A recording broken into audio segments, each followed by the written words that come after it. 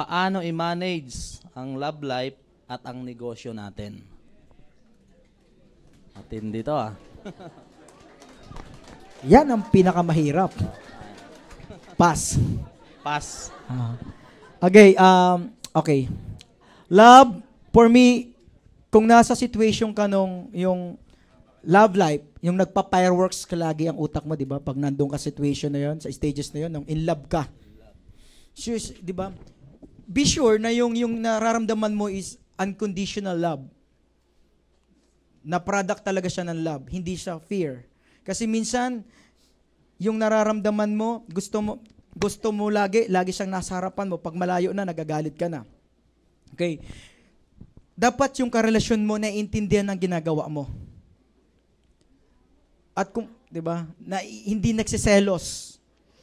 Kasi, 'di ba, paano ka makakahataw kung ang karelasyon mo selos ng selos? Maya-maya imo-monitor ka, maya-maya bibigyan ka ng issue, maya-maya bibigyan ka ng, 'di ba, yung duda.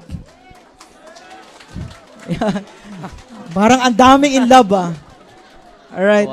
For me, unconditional. Unconditional means freedom. Pag lahal mo ang tao, bibigyan mo ng freedom, bibigyan mo ng pag-uunawa, bibigyan mo ng suporta. Pagmamahal ay bibigyan mo ng freedom, pag-uunawa at suporta. Pag hindi mo nararamdaman yun sa karelasyon mo, hindi siya love. Fear siya, fear. Dapat inspire kayo pareho na mapaganda ang buhay. Inspire kayo na mabago ang buhay. Hindi dapat naghahatakan o hinahatak yung isa pababa. Pag may situation na ganun sa relationship, I doubt na makakatrabaho ka ng todo sa business mo. For me, kailangan nyo mag-set down, kailangan nyo mag-usap, i-condition ang pareho, kailangan nyo ng mentor, kausapin pareho, kailangan muna i-attune. Or kailangan gumawa ng agreement na ito ang gagawin ko, ito gagawin ko, dapat suportahan tayo, iintindihin mo ako. Kung hindi kasi magtutulungan yung dalawa, mabigat sa pagpapalaki ng negosyo. Na nararanasan ng iba yan. So dapat po, sabi nga, yung love life, okay yan. Pero pag may business, may kakaiba kayong karakter. Magiging negosyante kayo. May agreement kayo. Ito, kung talagang mahal mo ako, ito mag-usap tayo.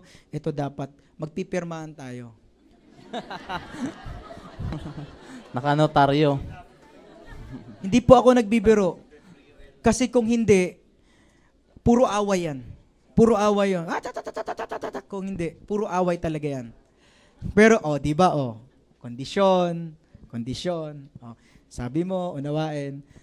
Ito po, ginagawa talaga, tinuturo to. Hindi po pwedeng kung ano lang ginagawa mo sa love life mo ng high school, gagawin mo ngayon na negosyante ka. Hindi po siya effective. Nakukuha nyo? Oo. Alam mo po, may agreement naman na mauwi ako, malilate ako minsan, may mga kasama ako, lalo na sa mga babae, ito, may mga kasama ako mga upline, lalaki yun, so dapat di ka magselos. Tama po? Yes. Pinaka-the best nga. Sige, agreement natin. Kung tutuloy natin relationship na to, dapat mag-network tayo parehas.